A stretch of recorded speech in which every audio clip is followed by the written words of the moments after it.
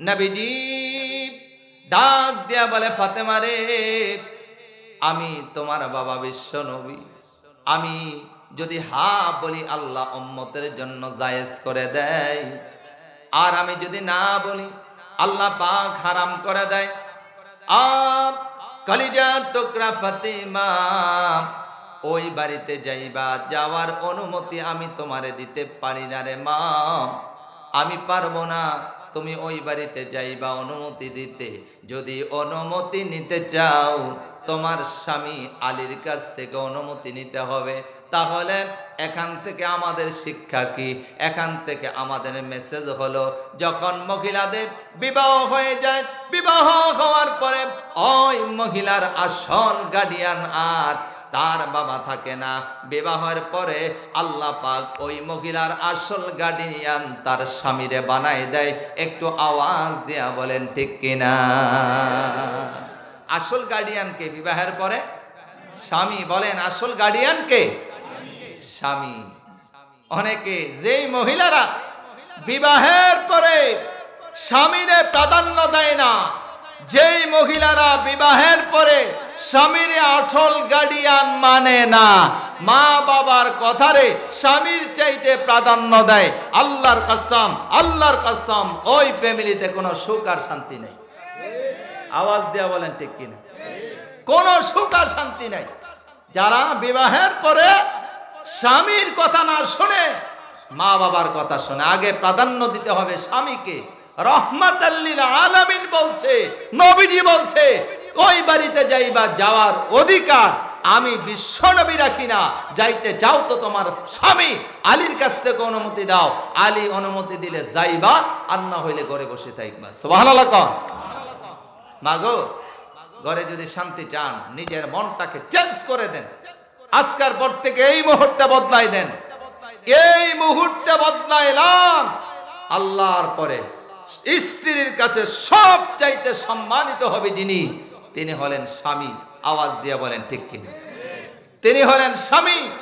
স্বামী হলেন সব চাইতে সম্মানিত। মাগো, এই জন্য আমি বলবো, স্বামীর সম্মান করতে শিখুন, স্বামীকে ভালোবাসতে শিখুন, স্বামীকে মর্যাদা দিতে শিখুন। আওয়াজ দিয়া বলেন, ঘরটা রহমত দ্বারা ভরে দিবেন কে?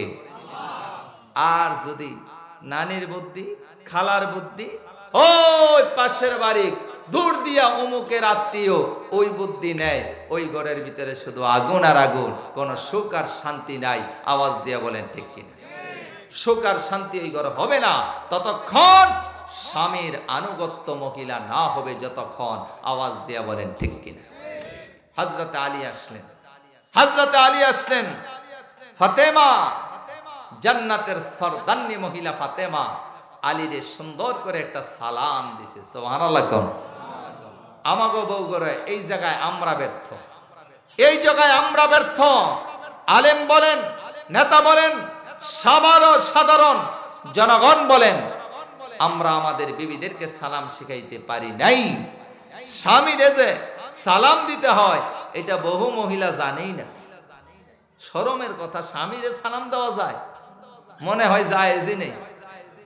অনেক মহিলা মনে করে তো স্বামীরে সালাম দেওয়া জায়েজ নাই।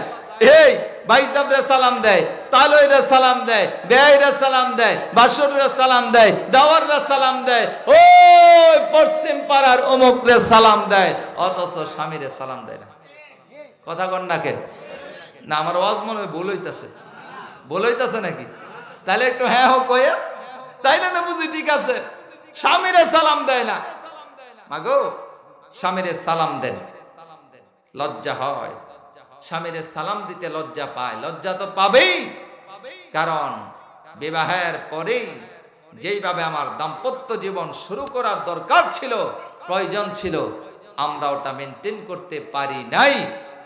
আধুনিকতার নামে আমরা ইসলাম থেকে অনেক দূরে সরে গেছি। আওয়াজ দিয়ে বলেন ঠিক কিনা?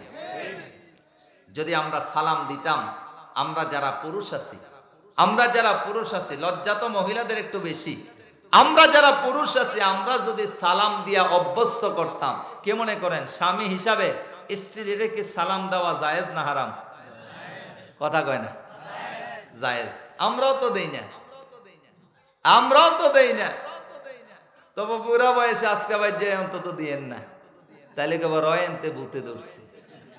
আর না হইলে এত বছর হয়ে গেছে সালাম দেয় নাই, আজকে হঠাৎ বুড়া সালাম দিছে, মতলব কি? মতলব ভালো না। সালাম দিবেন, বলবেন যে আজকে বয়ান শুনেছি, সিদ্ধান্ত নিয়েছি যতদিন বাইসা আছি সালাম দিব। অত মানুষের সালাম পায়, স্বামী সালাম পায় না। মাগো সালাম দেবেন। তবে আমি বলে দিই, যে সমস্ত স্ত্রীদেরকে সালাম শিখাইতে পারেন নাই, লজ্জা হয়, সালাম দেয় না, আপনারা পুরুষ মানুষ, তুলনামূলকভাবে লজ্জা কম, একটু সালাম দিবেন। 1 দিন, 2 দিন, 5 দিন, 7 দিন, 10 দিন, সর্বোচ্চ 15 দিন।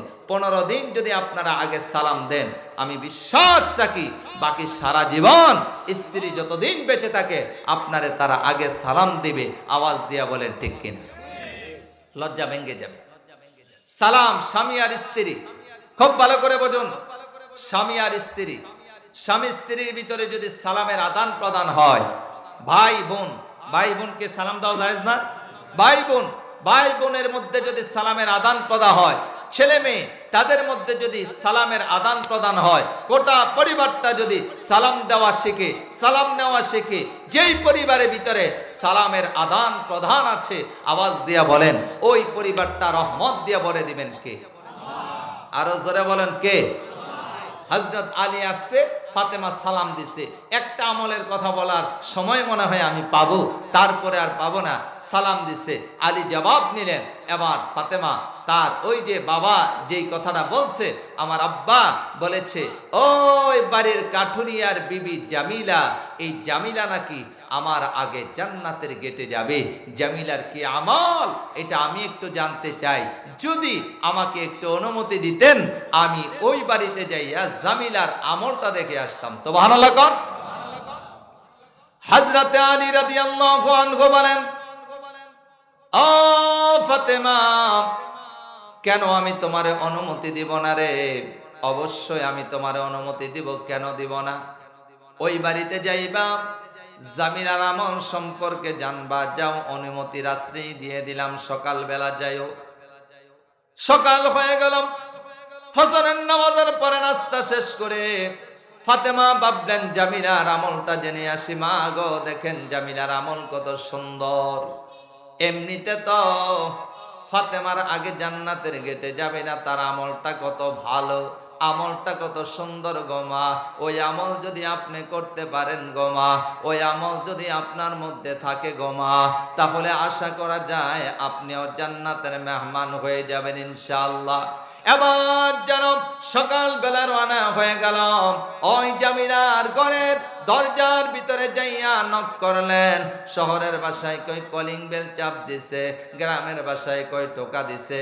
দরজার ভিতরে যখন নাকি নক করলেন, ভিতর থেকে আওয়াজ আসলো, কে গো? এবার যেন ফাতেমা ডাক দিয়া বলে, আমি ফাতেমা। এবার বলে, কোন ফাতেমা গো? এবার বলে, আমি নবীর কলিজার টুকরা ফাতেমা।